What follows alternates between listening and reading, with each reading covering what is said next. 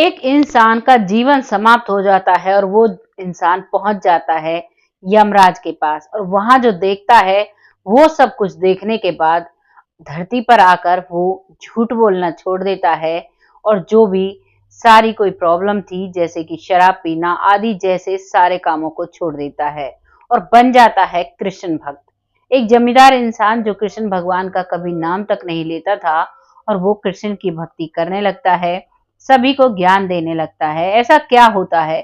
आमतौर पर जब हम ऐसी कहानियां लेकर आते हैं तो लोग कहते हैं बड़े सपने में चला गया होगा, लोग कहते हैं कि ऐसा नहीं हो सकता, दिमाग पर चीजें हावी होंगी। लेकिन जो इंसान कभी भी कृष्ण भक्ति नहीं करता है, उसे कृष्ण भगवान दिखाई देते हैं। वहां से उन्हें बोला जाता है जो तुम्हारा मन करे वो ले लो, और वो उस वक्त हॉस्पिटल में होता है। कैसे ये घटना घटी, आइए जानते हैं इस कहानी में। कहानी को शुरू करने से पहले आप सभी से वही प्यारी सी रिक्वेस्ट, जिसने भी चैनल को सब्सक्राइब नहीं किया है वो चैनल को सब्सक्राइब करें व बेल आइकन को दबाएं, जिससे कि हर वीडियो का नोटिफिकेशन सबसे पहले आपके फोन पर आए। नमस्कार, मैं महक चौधरी आज आपके सामने हरियाणा के चरखी दादरी के महावीर नाम के शख्स की सच्ची कहानी लेकर आई हूँ, जिसका उम्र करीबन 55 साल होती है, और सन 2021 में उसके साथ ये घटना होती है। शाम का वक्त होता है, शाम को अपने दोस्तों के साथ बैठकर ताशवास खेलकर वो शाम को खाना खाकर अपनी खाट पर लौटता है, यानी अपनी चारपाई पर लेटता है। और वो बहुत, ना ही तो उसे कोई बुखार था, ना ही उसे कोई प्रॉब्लम थी, और वो लेट जाता है। जैसे ही वो लेटता है तो रात के समय में उसके साथ कुछ ऐसा घटित होता है कि जब सुबह होती है तो सुबह उसके घर वाले उसे देखते नहीं हैं, सोचते हैं शराब वराब पीकर आया होगा, देर तक सो रहा है, कोई दिक्कत नहीं है। लेकिन जब दिन के 10 बज जाते हैं तो उन्हें ऐसा लगता है कि आज अब तक महावीर उठा क्यों नहीं है। उसका बेटा, जिसका नाम होता है मुकेश, वो कहता है कि पापा उठो, लेकिन पापा वहां पर बेहोश पड़े हुए थे, उनको कोई भी होश नहीं रहता है। अब वहां पर गांव के ही एक डॉक्टर को बुलाया जाता है। वो डॉक्टर आता है, वो उनके कुछ जो चेकअप होते हैं उनसे अंदाजा लगाने की कोशिश करता है कि इनको हुआ क्या है। तो वो उन सब चीजों को देखकर, उनकी कंडीशन को देखकर कहते हैं इन्हें रोहतक पीजीआई में लेकर जाइए, यहाँ पर इनका कोई इलाज नहीं है। अब वहां से तुरंत एम्बुलेंस बुलाई जाती है, और तुरंत उस एम्बुलेंस में बिठाकर लिटाकर उन्हें सीधे रोहतक पीजीआई में ले जाया जाता है। वहां जैसे ही डॉक्टर्स उसकी कंडीशन देखते हैं तो तुरंत उन्हें आईसीयू रूम में शिफ्ट कर दिया जाता है। इमरजेंसी वार्ड का जो आईसीयू रूम था उसमें वो होता है, वहां पर उसे ऑक्सीजन तमाम मशीनें लगा दी गई, लेकिन उसकी जो बेहोशी की हालत थी वो अभी भी टूट नहीं रही थी। डॉक्टर्स हैरान और परेशान थे, और वो वहां पर ऑक्सीजन लगा हुआ पड़ा हुआ था। तभी वो करीबन 4 दिन तक इसी हालत में पड़ा रहता है, और 4 दिन के बाद अचानक से वो अपने बेटे से कहता है कि मुकेश बताओ कितना सोना मांग लूं। मुकेश बताओ तुम्हें कितने सोने की जरूरत है। एक व्यक्ति बेहोशी की हालत में पड़ा हुआ है, डॉक्टर्स कोई भी जवाब नहीं दे रहे हैं। 4 दिन उसे आईसीयू रूम में इमरजेंसी वार्ड में हो गए थे, लेकिन वो कोई भी जवाब नहीं देता था। बोला तो सिर्फ अपने बेटे का नाम, और उससे पूछ रहा था तुम्हें कितना सोना चाहिए। अब डॉक्टर से मुकेश पूछता है कि क्या हुआ है मेरे पापा को, तो वो कहते हैं अब तक तो हमें कुछ पता नहीं चल रहा था, लेकिन अब हमें पता लगा है कि इनका दिमागी संतुलन खराब हो गया है। वो बेटा बहुत हैरान परेशान हो जाता है।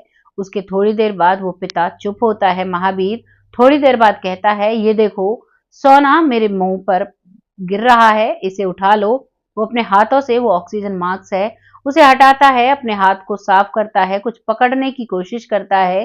तो डॉक्टर्स भी बहुत हैरान थे, और वो बेटा भी कहता है कि ठीक है पापा, मैं ले रहा हूं, आप शांति रखिए। वो ऑक्सीजन मास्क को वहीं पर लगाने की कोशिश करता है, लेकिन महावीर उसे हटा देता है।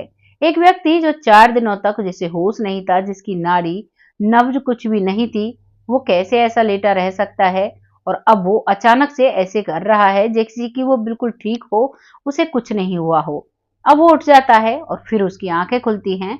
वो अपने बेटे को देखता है तो कहता है कि बेटा, तुमने मुझे यहाँ क्यों रख रखा है? मेरे हाथ पैर बिल्कुल ठीक हैं, मुझे कोई परेशानी नहीं है, मुझे घर लेकर चलो, मुझे यहाँ नहीं रहना।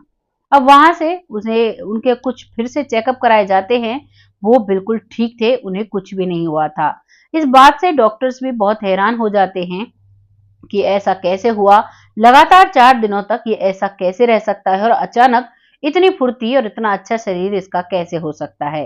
अब यहाँ पर कुछ लोग कहेंगे इतने दिन से बेहोशी में होगा, फिर जग गया है, लेकिन जब हमारे शरीर में कोई वीकनेस आती है, कोई कमजोरी आती है, तभी हम आईसीयू तक पहुंचते हैं और उसके बाद एकदम से हमारी पूरी बॉडी चेकअप अगर होते हैं तो हम हष्ट-पुष्ट नहीं दिख सकते। अब यहाँ पर ये बिल्कुल हष्ट-पुष्ट होता है और अपना डिस्चार्ज करा लेता है हॉस्पिटल से और अपने घर जाता है। घर जाकर घर वाले पूछते हैं कि क्या हुआ तुम्हें, तुम ऐसे क्यों हो? क्योंकि वो घर जाकर कहते हैं कि मुझे कान्हा जी के दर्शन करने हैं, मुझे कृष्ण नगरी जाना है, मुझे यहाँ नहीं रहना और तुम लोग रोना मत, मुझे अब यहाँ नहीं रहना। जब वो ऐसी बातें करता है तो उसका बेटा, उसकी पत्नी, उसके परिवार वाले, कुछ यार दोस्त थे, वो सब कहते हैं कि तुमने ऐसी बदली-बदली बातें क्यों कर रहे हो? क्या हुआ है? हमें तो बताओ। तभी अपने एक दोस्त को बताता है कि यार, मैंने जो देखा तुम शायद विश्वास नहीं करोगे, लेकिन मैं अब जीवन में कभी भी शराब को हाथ नहीं लगाऊंगा, कभी भी मैं तुम्हारे साथ ताश नहीं खेलूंगा और अब मैं तुम सबसे दूर कृष्ण भक्ति में चला जाऊंगा।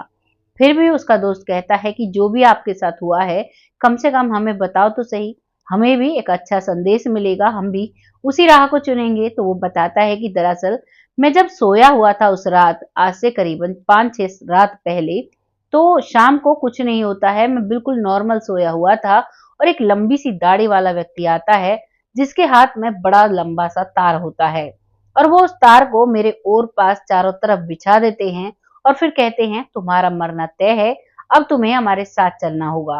वो कहता है कि मैं क्या करूंगा आपके साथ जाकर, मुझे तो यहीं पर रहना है, मेरे परिवार, मेरा बच्चे सब इंतजार करेंगे मेरा, तुम मुझे कहाँ लेकर जा रहे हो? तभी वो कहता है कि कुछ भी हो, तुम्हें अब यहाँ से चलना होगा, तुम बहुत झूठ बोलते हो।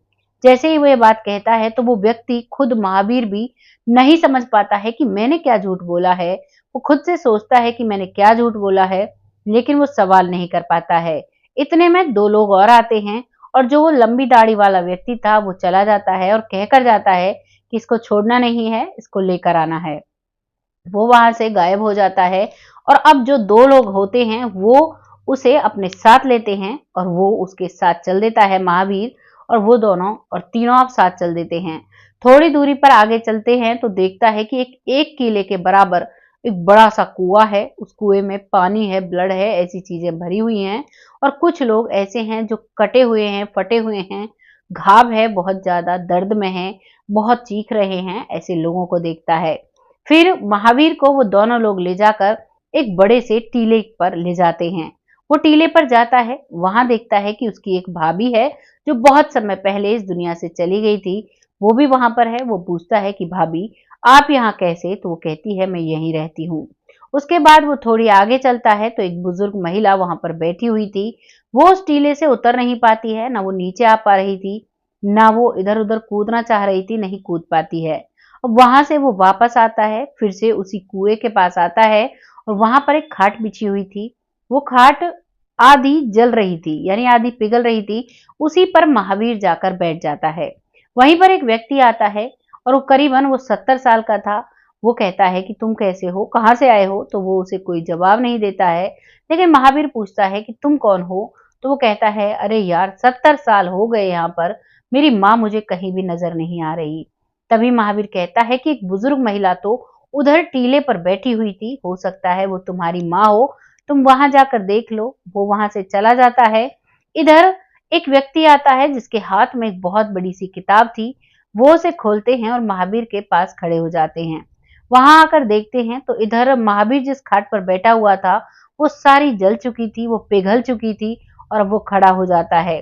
तभी सामने से जो व्यक्ति बड़ी सी किताब लेकर आता है वो कहता है कि तुम बहुत झूठ बोलते हो, अब तुम्हें कभी जीवन में झूठ बोलने का मौका नहीं मिलेगा। वो हाथ जोड़कर कहता है कि बाबूजी, मैंने क्या झूठ बोला है, मुझे बताइए तो सही, मुझे पता ही नहीं है मैंने क्या झूठ बोला है, और अगर बोला भी है तो मुझे माफ कर दीजिए, आगे से मैं कभी झूठ नहीं बोलूंगा। यहाँ पर वो किताब वाला व्यक्ति चुप हो जाता है और यहाँ से वो चले जाते हैं। उन्हें जाने के बाद जो 2 व्यक्ति हैं वो उसे थोड़ी दूर आगे चल रहे थे, उसे दिखाई देता है कृष्ण भगवान की नगरी। वहां पर उनका एक बड़ा सा महल है और वहां पर वो पहुंचता है तो वहां पर जो झाड़ू लगा रही थी महिला, वो ऐसे देख रही थी उसे जानो कितने समय से जानती है। इधर वो भी जाता है महावीर, और वो कान्हा जी के सामने खड़ा हो जाता है। वो देखता है कि वहां पर उसे कान्हा जी नजर आ रहे हैं, लेकिन तभी थोड़ी दूरी पर देखता है कि कुछ लोग जो सफेद संगमरमर के पुतलों जैसे बने हुए थे, वो कहता है कितने सुंदर पुतले हैं, तो उन्हें हाथ लगाने की कोशिश करता है। तो जैसे ही हाथ उनकी तरफ बढ़ाता है तो वो काले रंग में कन्वर्ट हो जाते हैं और वो उसकी तरफ उसे मारने के लिए भग देते हैं, उसके पीछा करने लगते हैं। अब वो उनसे बचता बचाता उस महल के अंदर पहुंच जाता है। वहां जाकर देखता है तो कान्हा जी कहते हैं, आओ महावीर, तुम्हें कितना सोना चाहिए, बताओ। इतना सोना पड़ा हुआ था वहां पर, बहुत सारा सोना। उसे देखकर कहता है, कितना सारा सोना। तभी कान्हा जी कहते हैं, तुम्हें जितना चाहिए तुम उतना ले सकते हो। लेकिन वो कहता है, मैं पूछता हूँ। तभी वो उस समय आवाज लगाता है, मुकेश, कितना सोना लेना है। इधर वो उस समय हॉस्पिटल में था। मुकेश उसके सिरहाने खड़ा हुआ था और अपने पिता की इस कंडीशन को देखकर वो डॉक्टर से बातें कर रहा था। वो कहता है, हाँ बाबूजी हाँ, लेकिन उसे कोई जवाब नहीं मिलता है और वो भी कान्हा जी के यहाँ कोई जवाब नहीं दे पाता है। इधर वो झाड़ू पोछा वाली जो महिला है वो आती है। वो उससे कहते हैं कि बताओ तुम्हें क्या चाहिए। तो वो कहती है कि बाबूजी, मुझे 12 किलो गुड़ दे दीजिए। वो गुड़ का पता नहीं क्या उसे करना था, क्यों वो गुड़ मांग रही थी। उस महिला को गुड़ दे दिया जाता है, वो महिला वहां से चली जाती है। अब जो महावीर है वो अपने शरीर में ही था, आ चुका था और वो लेटा हुआ था और उसके चेहरे पर बहुत सारे सोने की बरसात होने लगती है।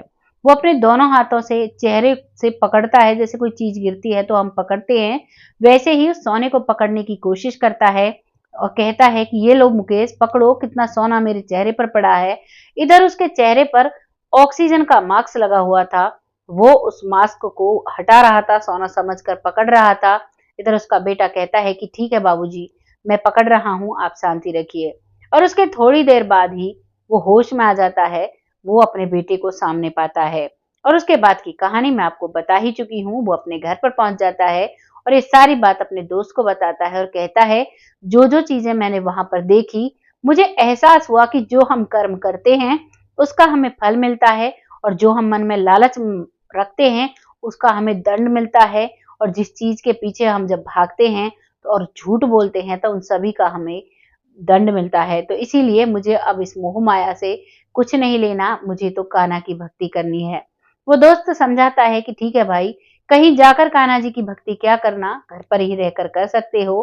तो वो दोस्त की बात मानता है और वो आज भी हम सब के बीच जीवित है, बहुत अच्छे से जिंदगी जी रहे हैं।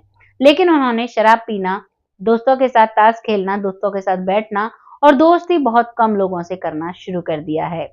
बहुत आनंदित जिंदगी जी रहे हैं महावीर जी, जो कि चरखी दादरी के हैं। अब जो लोग कहेंगे कि हमें विश्वास नहीं, तो वो चरखी दादरी में जाकर महावीर जी से बात कर सकते हैं और अपने जो भी उनके सवाल हैं उनके जवाब पा सकते हैं।